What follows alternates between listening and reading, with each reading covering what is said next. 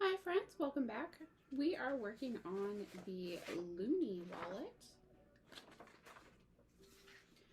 I measured my 1-inch square and made sure that I was at the proper size, and then I measured all of my square and rectangle pieces and wrote down their dimensions. The only piece I had to trace on this one is piece F because it's not perfectly square. Make sure that when you are tracing your pieces to cut out, piece F needs to be one of them traced right side up and then flipped and traced right side down, because the angles are meant to go two different ways. So don't forget that. On my vinyl, again, I just needed a small piece. If you're using directional, just face all of your pieces up. And they are all facing up on the pattern. So whatever the writing is, if you're looking at the writing, the top is right above the writing, and then the sides are down the sides. And then if you are doing contrasting, whether it's cork or vinyl, I just went every other piece. So B pocket is here, C pocket is here, D pocket is here, E pocket is here. I did an F on this piece, and then I flipped my pattern piece over and did an F on the other color. Another thing I want to mention, if you are labeling the back of your pieces, piece A will have a strip in the middle that is visible of the wrong side of your fabric. So make sure you put your label up in a corner just for piece A. Everything else will be face down. So contrasting, you need just a couple of small pieces, and then your vinyl piece could be wider and shorter. Mine was 18 inches tall, so that's just how it worked out for me.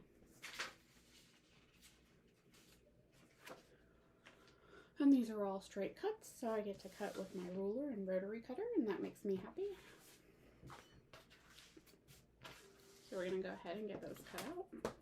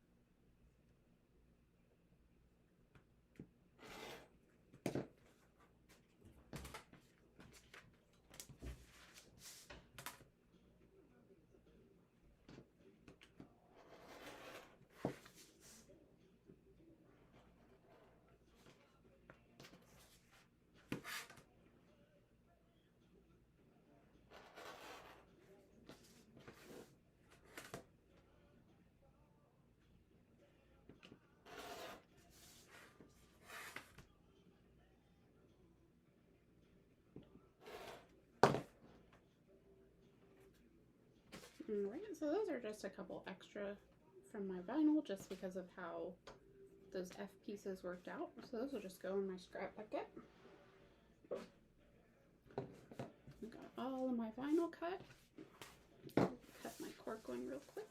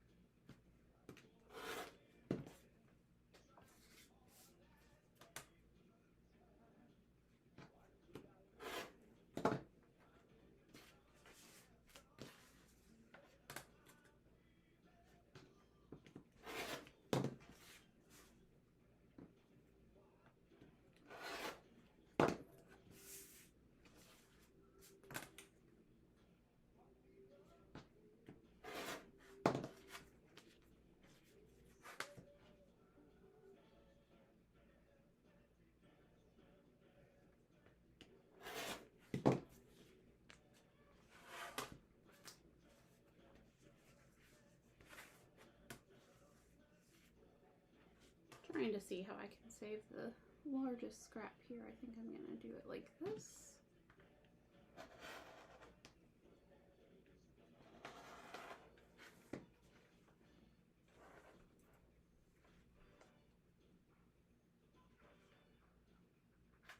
Then I have a nice square scrap.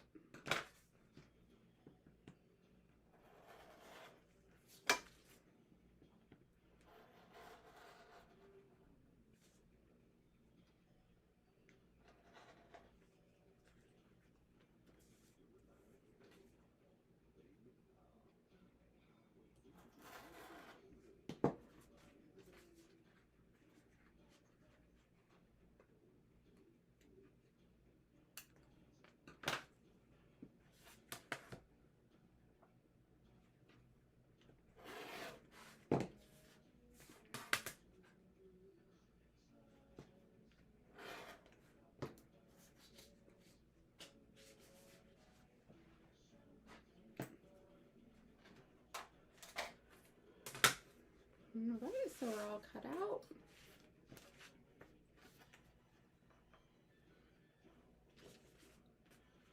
So we have piece A.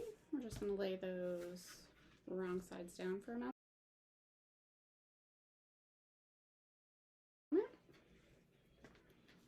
Alright, we have our F pieces cut in opposite directions so that they'll overlap.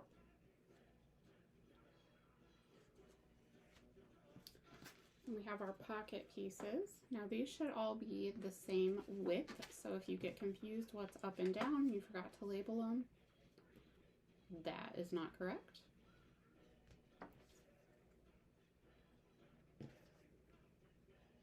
See, notice how they're all in line there. We'll just do the same thing for our cork real quick. And then you decide which angle you want on top.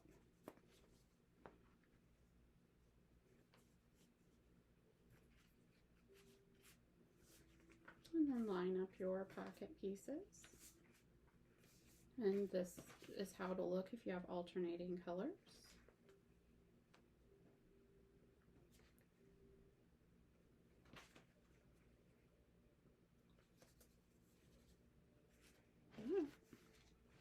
So roughly that's how they'll fit. Now we want to top stitch our pieces first, and that's only for pretty sake. So you'll be top stitching the angled piece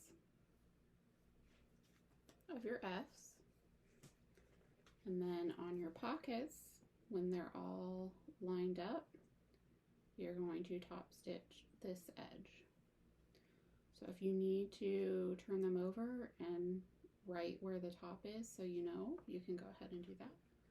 I'll just leave mine in a pile and go from there so I know which is the top edge. So again, contrasting so you can see a little better. When they're all lined up, all of the bottoms are touching the bottom, and you should have 4 alternating pieces.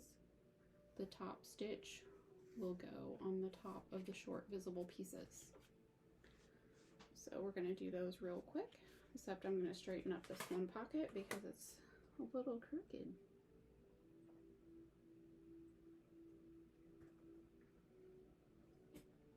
It's probably one that I cut by hand without the rotary cutter. There we go.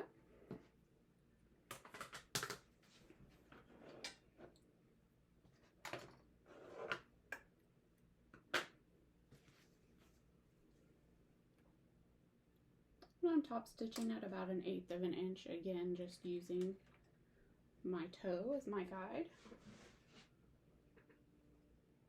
The toe on my foot, I don't know if that's the correct term for it, but it's called a foot, so why wouldn't the 2 protruding parts be called toes?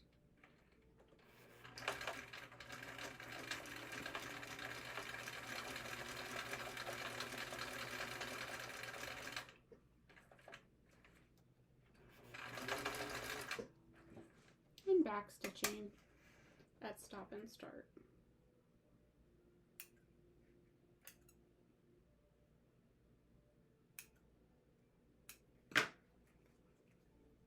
So again, your S should be top stitched on the angled piece.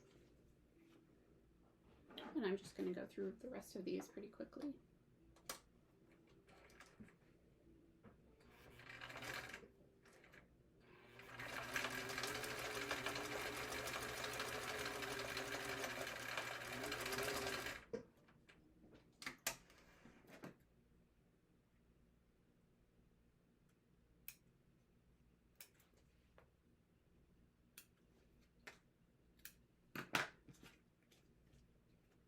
Alright, so I'm taking my pile and remembering to go this way, so I'm just going to lay them in front of my machine so I know to just put them in, to feed them in this way.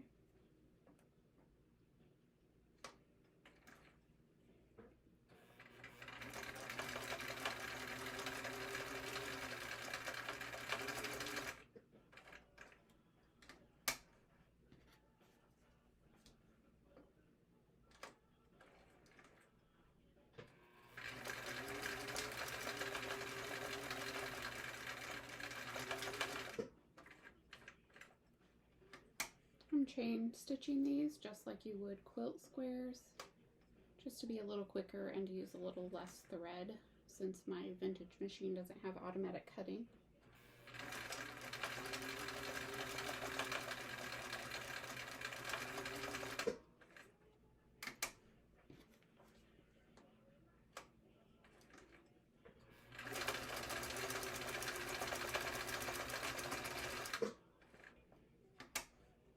Alright, and you may be finished, but I've got a second one here that I need to do. I'm just going to do it in the same manner.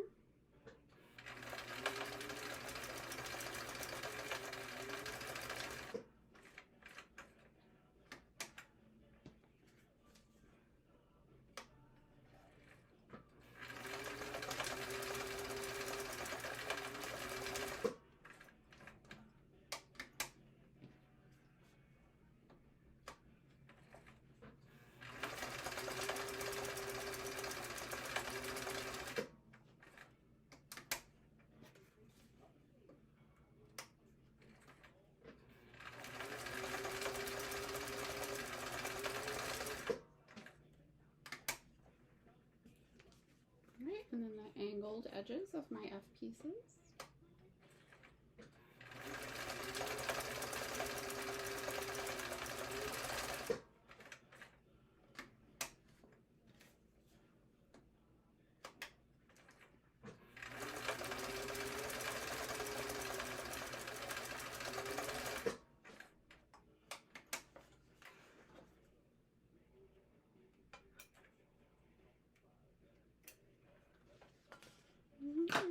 See what we mean by chain stitching? We've made a chain.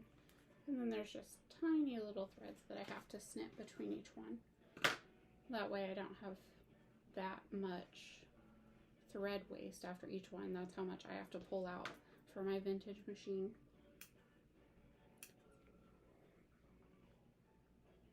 If you just give me a moment here, I'll snip these real quick.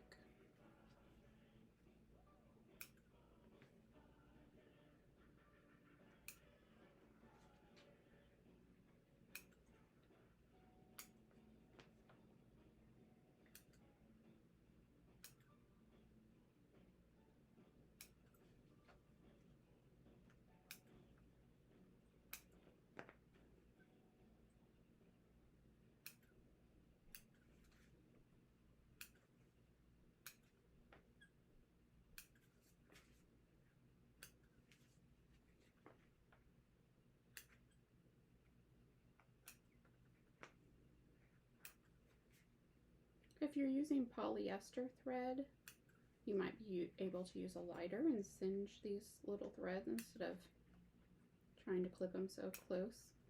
But I'm using cotton thread so it doesn't melt like polyester does, it just catches on fire.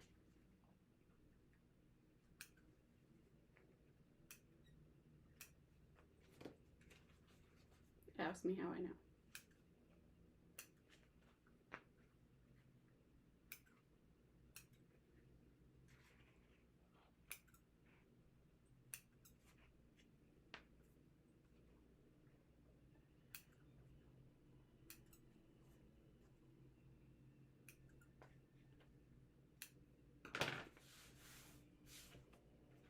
Alrighty.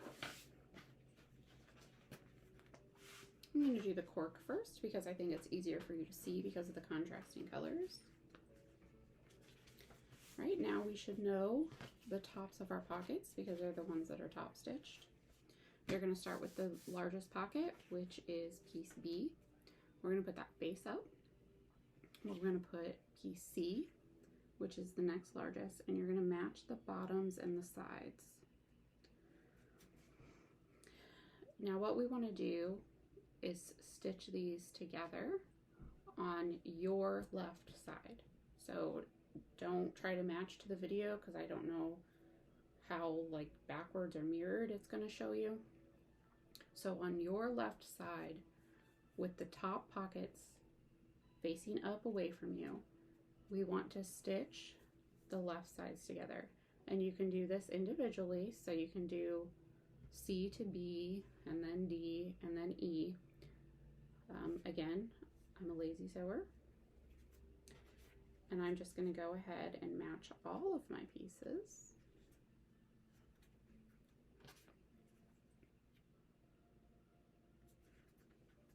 And I'm going to do that stitch in one swoop.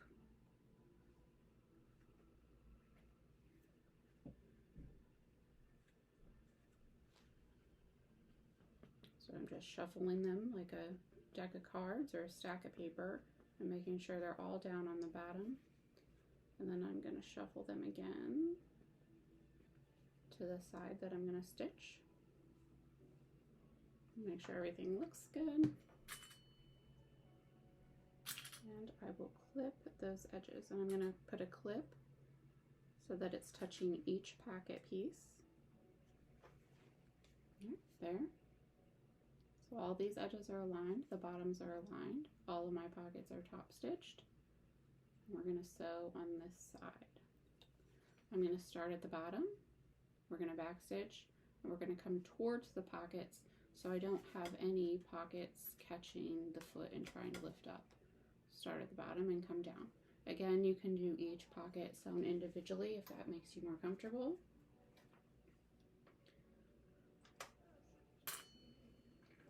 I would say it's because I want to save time in the video, but it really is because I'm lazy.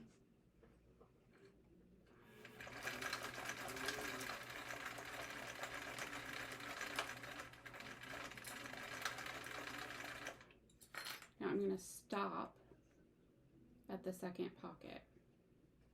I'm sorry, no, I'm not. I'm going to go all the way to the end of the pocket. That's what I meant to tell you. I stopped my foot at the second pocket to explain it to you.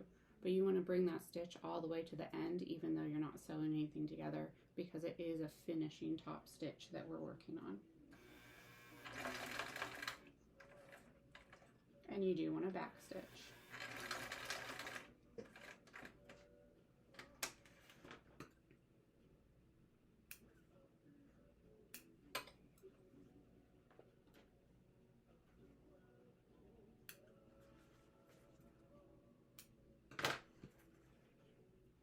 Alright, so see how we have that stitch there? So then all these sides are open. And then this side is closed. So this stitched side, and if you goofed and did the wrong side, you'll be able to fix it right now. The stitched side needs to go toward the center of piece A. So see how all the raw edges are in line with piece A, and then here's your stitched side. That makes a little pocket. So if you did go on the wrong side, here's where you can fix it. You just put it on the other side so that your stitch side is in the middle and then your raw edges meet. So we're just going to go ahead and clip that on, but we're not going to do anything with it yet. Just going to line everybody up.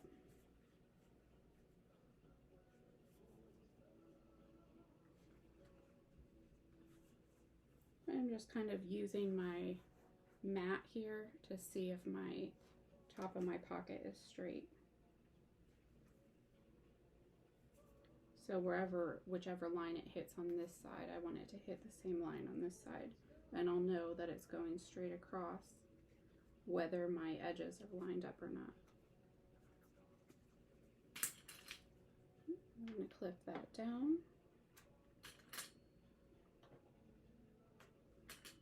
And again, I'm going to clip on each pocket piece.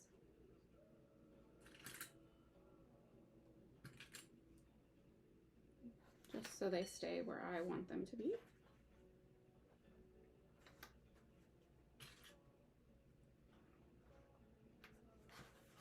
All right, so you have a half a wallet.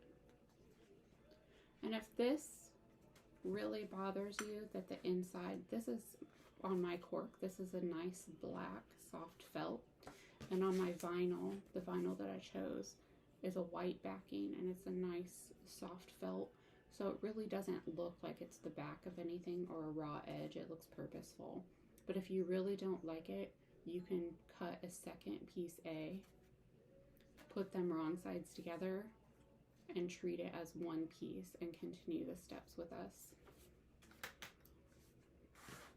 Okay, so we've top stitched our piece F, and you're just going to put them on the opposite side, and you can put them in either direction, whichever piece that you want on top. It doesn't matter if your right is on top or your left is on top. Just make sure the angled piece is facing the center of the wallet. Just line up the edges. Again, you can baste that if you need to, but you will see those basting stitches on your back.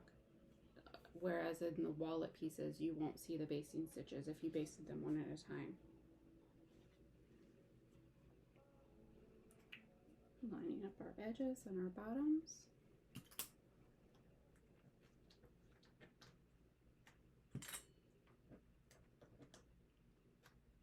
And I think this has got to be the fastest wallet I've ever put together.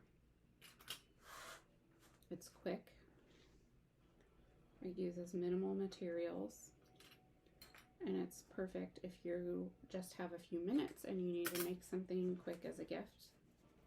And you can get all of the pieces out of your scrap bin. So this is what we should have. Your stitched together pockets should be facing the center so that you have a single pocket, and that's all stitched together. And then your F pockets should make a V. So that's open and that's open. We're going to stitch all the way around.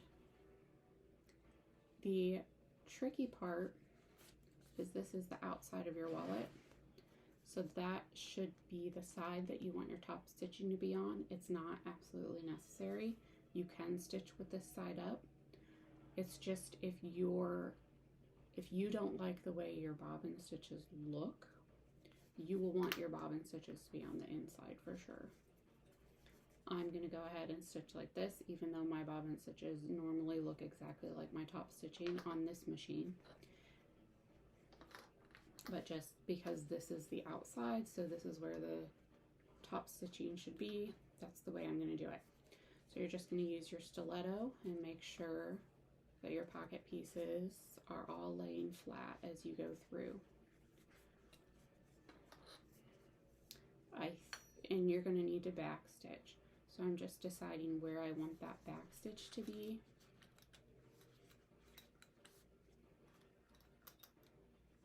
And I think I want it to be here in the center. So I'm going to start on the edge in the center and stitch all the way around.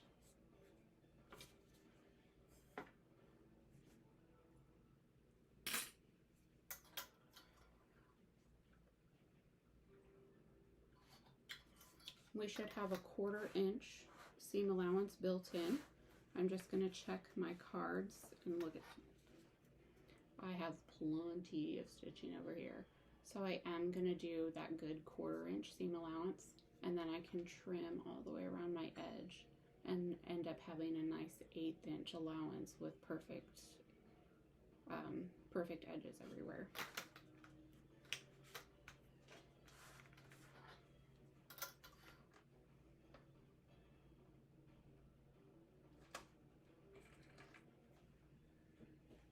Make sure you're using your top stitch length. It should be set because everything else we've done so far has been at our top stitch length. And again, have your stiletto ready if you need it.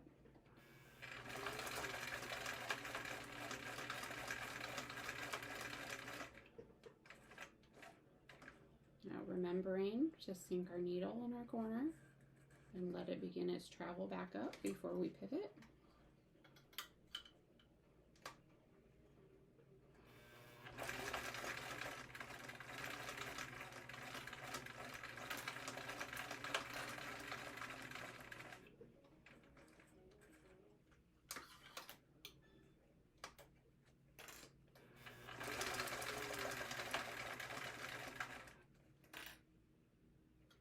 Checking that our pocket isn't going to turn under as we go through.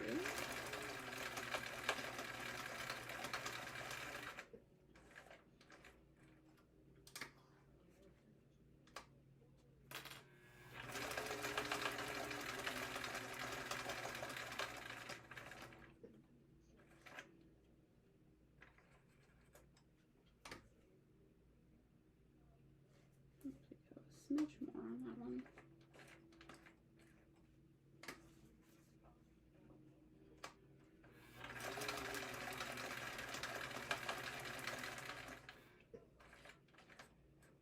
Alright, now we're just back stitching at our beginning and end.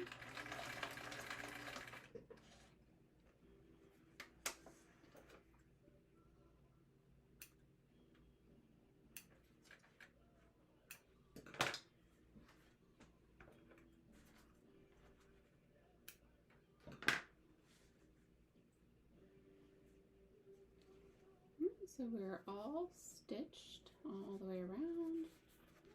This pocket's open, this pocket's open, this creates a pocket, and all of these pockets are open. Now we can trim our edges, and because it's a perfect rectangle, we can use our ruler and rotary cutter.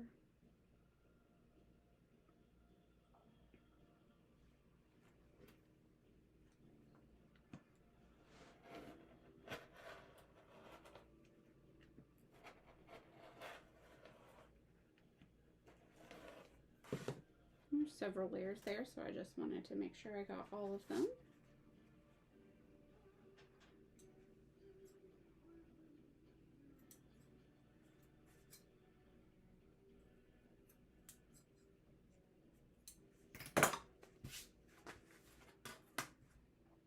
I'm just using the stitch line as a guide, and I'm cutting 1/8 of an inch away from the line. So you should be cutting your seam allowance at about half.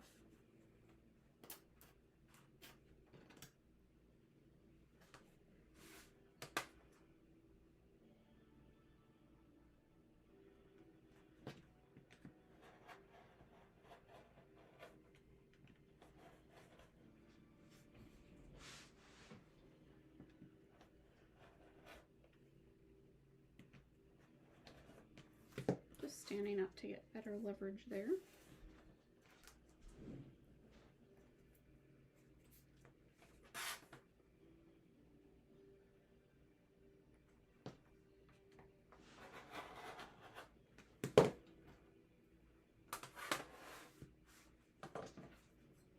I have a few fuzzies I'm just going to snip off.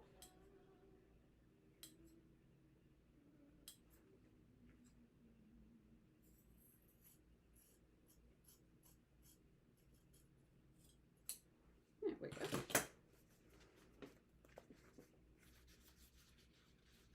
Is that not the cutest, fastest little wallet you've ever done?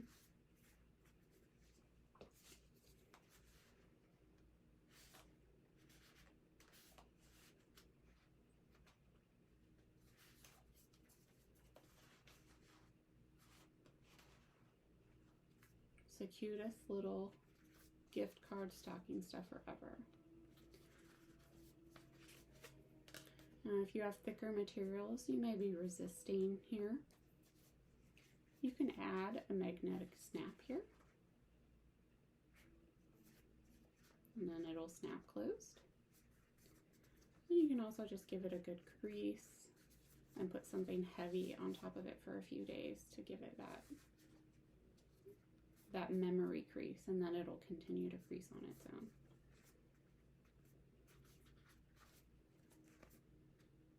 So So again, this one's cork, so I'm probably just going to do the Mod Podge to give it a clear seal. And then we'll move on to our final version. It's done the exact same way, it's just going to be a little thicker for you. You might need to use your hump jumper.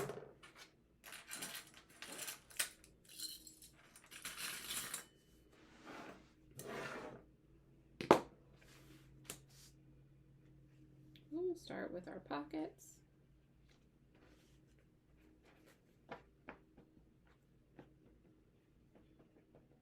Shuffling them to the bottom and to the left side. Again, you can base them as you go.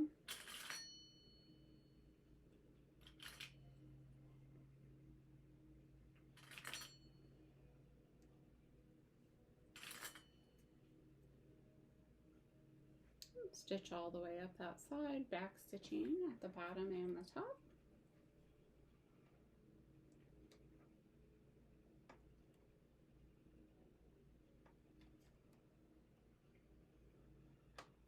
Because it's thicker vinyl, I like to start in and put my first couple of stitches, then I'll back stitch out to the edge, and then I'll come back forward just to give it that good start. So I'm not starting on the edge and then struggling to work my way up the thickness. You can also put your hump jumper on the back of the foot when you start. Excuse me, under the back of the foot when you start.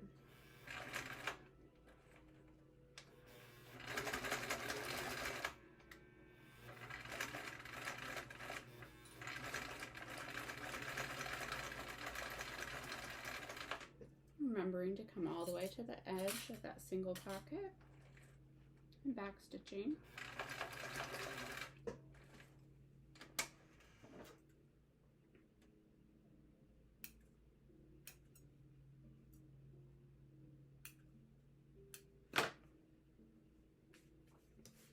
And that'll line up with piece A.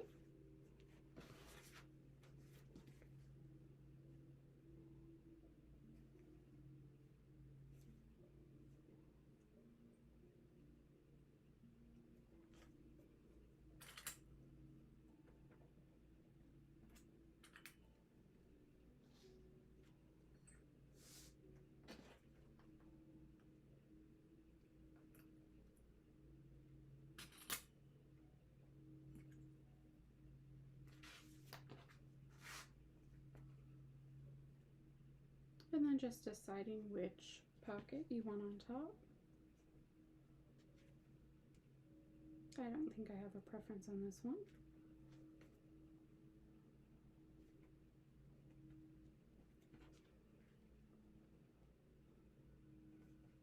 Lining up your sides and your bottom edge.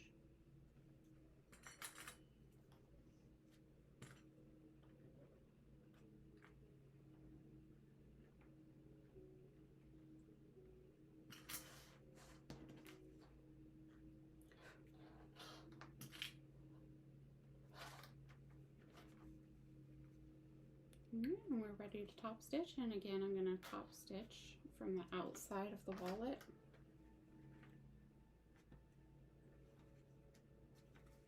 Just relaxing all of my edges here, make sure we're all perfectly flat.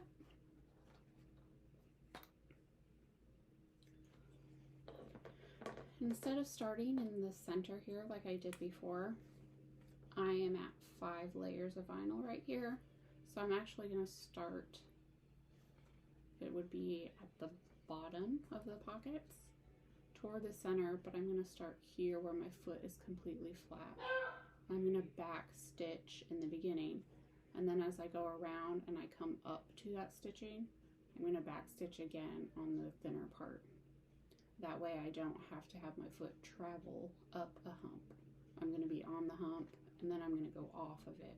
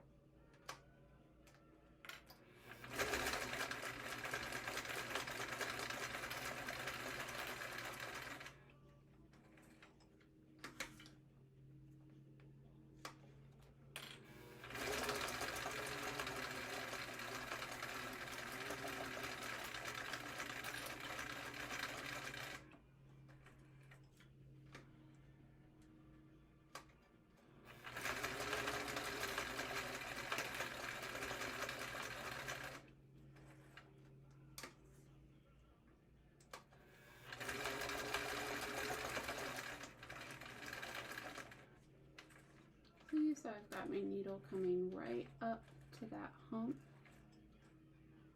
and then I'm going to back stitch.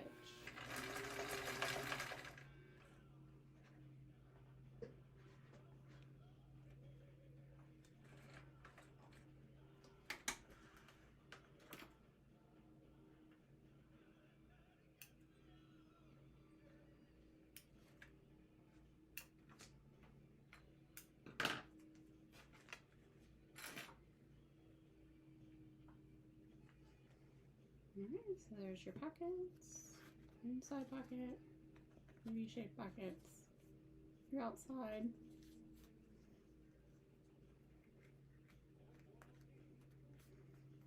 That nice crease going, and this is heavy enough that it almost wants to lay on its own. Again, you could put some magnetic snaps in there.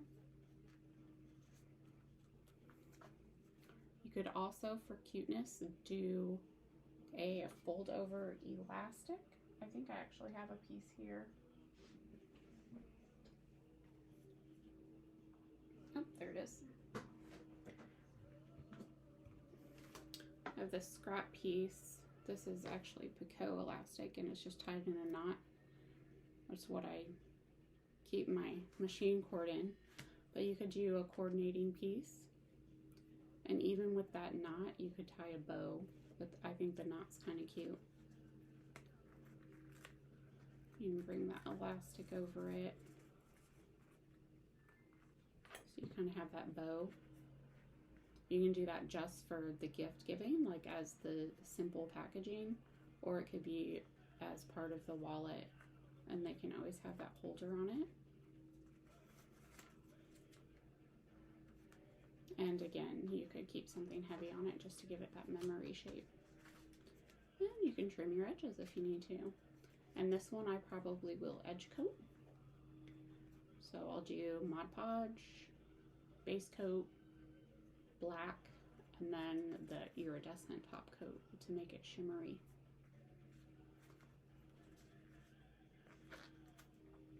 So that is it for the Loonie Wallet. Perfect gift card holders. And if you're making any more with us, we'll see you next time.